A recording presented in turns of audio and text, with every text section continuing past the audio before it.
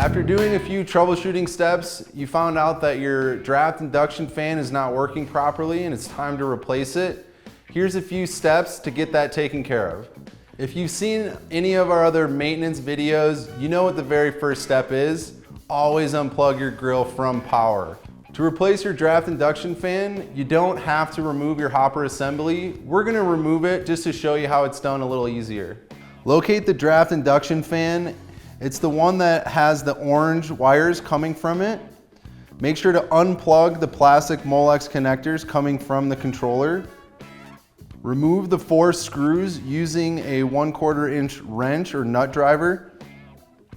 Then remove the fan motor. Insert the new draft induction fan. Use the 4 screws to tighten it back down. Plug in the orange connector back to your controller, and you should be ready to reassemble your grill. Now your Traeger's back up and running. Make sure you register that grill on TraegerGrills.com. Give us a call at 1-800-TRAEGER if you have any other issues. Also, we have several videos on our website to help you out with your grill. And happy Traegering.